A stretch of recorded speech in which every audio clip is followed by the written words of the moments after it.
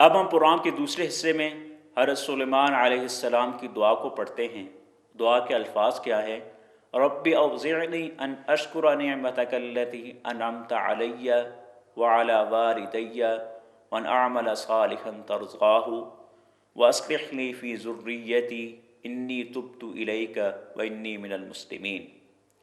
حضرت سلیمان علیہ السلام کا تفصیلی ذکر آپ گزشتہ پروگرام میں سن چکے ہیں۔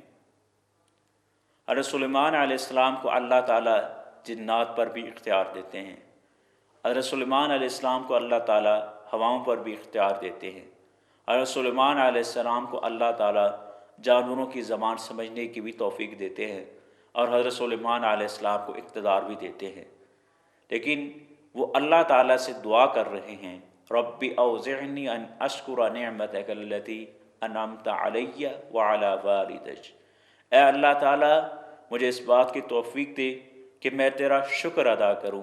کس بات کا شکر ادا کروں؟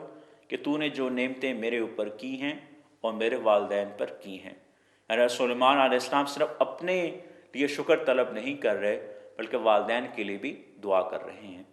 اور جب ایک انسان کی اولاد اس کے حق میں دعا کرتی ہے تو اللہ تعالیٰ اس کے درجات کو بلند کر دیتا ہے۔ اس کا تفصیلی واقعہ، اس کی تفصیلی ہمیں نبی اکرم صلی اللہ علیہ وسلم کی حدیث میں نظر آتی ہے۔ وہ فرماتے ہیں جب ایک انسان اس دنیا سے چلا جاتا ہے تو اس کے سارے اعمال ختم ہو جاتے ہیں، لیکن 3 اعمال ایسے ہوتے ہیں جو اس کی نیکیوں کو بڑھاتے چلے جاتے ہیں۔ ان سے پہلی چیز صدقہ جاریہ ہے، دوسری چیز علم نافع ہے، اور تیسری چیز نیک اور صالح اولاد ہے۔ جب صالح اولاد والدین کے لیے دعا کرتی ہے تو اس سے ان کی اپنی زندگی میں بہتری نظر آتی ہے، اور اس سے والدین کے درجات میں بھی اضافہ ہو جاتا ہے۔ اور پھر اس کے بعد وہ دعا کرتے ہیں وَأَنْ أَعْمَلَ صَالِحًا تَرْضَاهُ، کہ اللہ تعالیٰ وَأَنْ أَعْمَلَ صَالِحًا تَرْضَاهُ، مجھے ایسے اعمال کرنے کی توفیق دے جن سے تو راضی ہو جائے، مجھے ایسے اعمال کرنے کی توفیق دے جو تیری رضا کے لیے کیے جائیں، مجھے ایسے اعمال کرنے کی توفیق دے جو تکبر، ریاکاری، خود پسندی اور نمائش سے بالکل خالی ہوں۔ حضرت محمد صلی اللہ علیہ وسلم نے ایک حدیث مبارکہ میں اس کی وضاحت کی کہ جب ایک انسان کے والدین اس دنیا میں نہ رہیں تو ان کے لیے کیا کرنا چاہیے۔ ان میں سب سے پہلی چیز کہ ان کے لیے جو دعا کرنی چاہیے کہ اللہ تعالیٰ انہیں بخش دے، کہ والدین کے مرنے کے بعد، اس دنیا سے چلے جانے کے بعد سب سے زیادہ پہلے نمبر پر جو بات ہے وہ یہ ہے کہ ایک انسان اللہ تعالیٰ سے ان کی بخشش کے لیے دعا کرے۔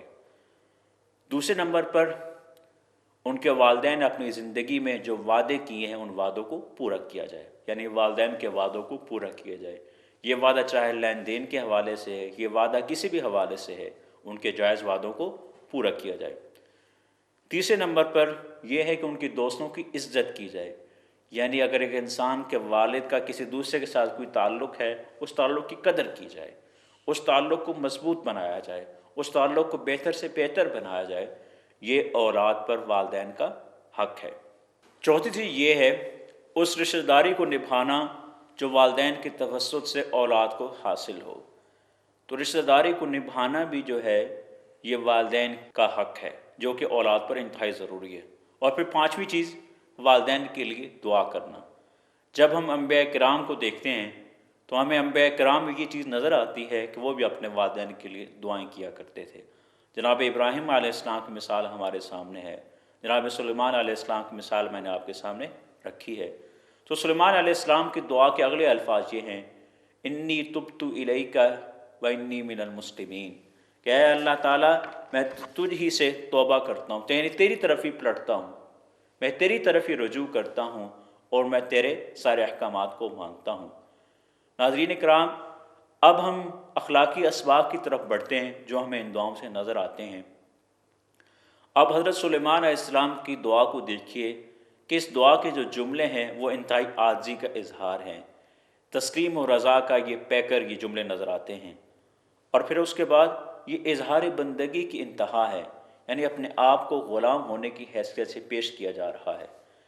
پھر اس کے بعد جو ہمیں سب سے پہلا جو اخلاقی سبق جو ہمیں اس دعا سے نظر آتا ہے وہ یہ ہے کہ حق کی تربیت کا اعتراف کیا جا رہا ہے، یعنی والدین نے اولاد کی جو تربیت کی ہے، تو اس دعا میں ہمیں یہ چیز نظر آ رہی ہے کہ اولاد والدین کے حق کی تربیت کو تسلیم کر رہی ہے۔ اے اللہ تعالیٰ ان پر رحم فرما جس طرح ان دونوں نے میرے بچپن میں میری پرورش کی تھی۔ اور پھر اس کے بعد شکران نعمت کی توفیق مانگی جا رہی ہے، یعنی نعمت کے مل جانے کے بعد نعمت کا شکر ادا کرنا یہ اللہ تعالیٰ کو انتہائی محبوب ہے۔ اگر تم شکر کرو گے میں تمہیں اور زیادہ دوں گا، وَلَئِن كَفَرْتُمْ، لیکن اگر تم انکار کی روش اختیار کرو گے ان عذابی لشدید، تو میری پکڑ انتہائی سخت ہے۔ یہ دوسرا اخلاقی سبق جو ہمیں اس دعا سے نظر آتا ہے۔ پھر اس کے بعد حضرت سلیمان علیہ السلام کی دعا سے جو ہمیں جو تیسرا بڑا اخلاقی سبق نظر آتا ہے وہ یہ ہے کہ وہ اللہ تعالیٰ سے صالح اولاد طلب کر رہے ہیں۔ وَأَصْلِحْ لِي فِي ذُرِّيَّتِي، اللہ تعالیٰ سے وہ صالح اولاد مانگ رہے ہیں۔ پھر اس کے بعد چوتھے نمبر پر اللہ تعالیٰ سے ایسے اعمال کو کرنے کی توفیق مانگ رہے ہیں جن سے اللہ تعالیٰ راضی ہوتا ہے۔ اللہ تعالیٰ سے دعا ہے کہ ہمیں بھی اپنے والدین کے لیے ان دعاؤں کو کرنے کی توفیق دے۔ وآخر دعوانا الحمد للہ رب العالمین۔